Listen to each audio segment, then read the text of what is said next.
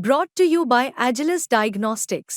Health test की बात आती है तो मैं भरोसा करता हूँ India's largest diagnostics company Agilus diagnostics. खुद को टेस्ट करते रहो। कब्र खोद कर निकाली हड्डियां। लाश की हड्डियों का किसने किया सौदा?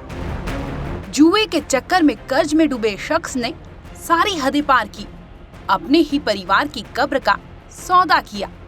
रात के अंधेरे से लेकर हड्डियों को कूड़ेदान में फेंकने तक का इस कहानी का रहस्य आपको भी चौंका देगा।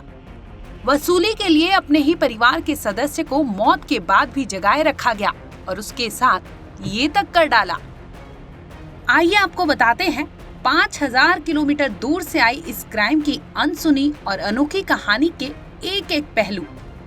मामला उत्तरी वियतनाम का है, जहां के थान होआ शहर में कुछ ऐसा हुआ जिसने एक अनोखे क्राइम को जन्म दिया, साथ ही ये साबित कर दिया कि कोई चंद पैसों के लिए इतना भी गिर सकता है, जो कि उसके लिए एक आम बात थी। तारीख थी 9 सितंबर और दिन सोमवार का था। एक आदमी नशे की हालत में निकला था। चलते चलते उसके खुराफाती दिमाग में कुछ ऐसा आया जिसके बारे में हम और आप सोच भी नहीं सकते। आधी रात को कब्रिस्तान पहुंचकर वो अचानक एक शख्स की दफन कब्र के सामने जाकर खड़ा हुआ। उसे खोदना शुरू कर दिया था। इस आरोपी ने पूरे 20 सेंटीमीटर का एक गड्ढा खोदा था, जिसके बाद आरोपी ने कब्र में से कुछ हड्डियां निकाली, चुपचाप उन्हें अपने इलाके में कूड़े के ढेर में ले जाकर छिपा दिया था। अब आप सोच रहे होंगे कि देर रात कोई किसी की दफन कब्र से हड्डियां क्यों चुराएगा? तो सुनिए, ऐसी भयावह घटना को अंजाम देने वाले इस आरोपी का नाम लू थान नैम है और ये कब्र से चुराई गई हड्डियां भी लू थान नैम के परिवार के ही एक सदस्य का है, जो कि रिश्ते में उसके चाचा थे। और तो और इनकी 4 साल पहले ही मौत हो चुकी थी। आखिर लू थान नैम पर ऐसी भी क्या बला आ पड़ी थी कि उसने खुद के चाचा के साथ उनकी मौत के बाद भी इस तरह ज्यादती की?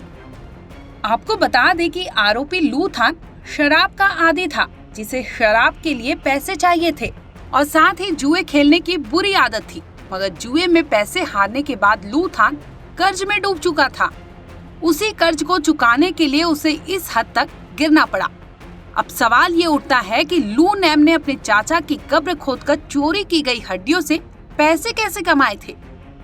दरअसल नैम ने पहले ही जुए का कर्ज चुकाने के लिए इन हड्डियों के बदले अपने परिवार से फिरौती मांगने का प्लान बना लिया था।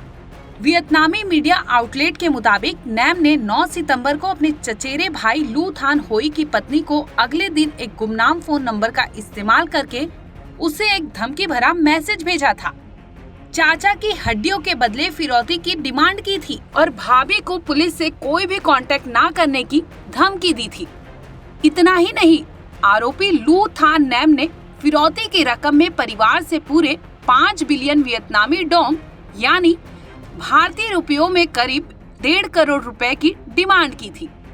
डर से सहमी बीवी ने तुरंत जाकर ये पूरी जानकारी अपने पति को दी थी, जिसके बाद बिना देरी के चचेरा भाई यानी लू थान होई और उसकी पत्नी सहमे हुए अपने पिता की कब्र की जांच के लिए कब्रिस्तान पहुंचे थे।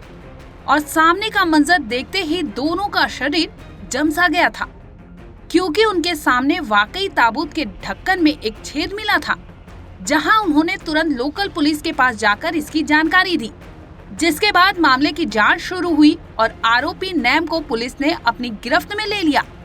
12 सितंबर को उसे कब्र को अपवित्र करने और जबरन वसूली के आरोप में गिरफ्तार किया गया था। अभी भी इस केस की कार्रवाई की जा रही है। आपको बता दें कि वियतनामी परंपरा में कब्र को अपवित्र करना बेहद अपमानजनक माना जाता है। लोगों की राय है कि मृतक परेशान हो सकता है और जीवित लोगों के लिए भी समस्याएं पैदा हो सकती है। वियतनाम में इस अपराध के लिए अपराधी को 7 साल तक की जेल की सजा है। वहीं जबरन वसूली के लिए किसी अपराधी को 20 साल तक की सजा हो सकती है। इसलिए हड्डियां वापस मिलने के बाद नैम के चचेरे भाई होई ने किसी भी संभावित समस्या से बचने के लिए पूरे रीति रिवाजों के साथ पिता को दोबारा से दफन कर दिया था। ब्यूरो रिपोर्ट, क्राइम तक।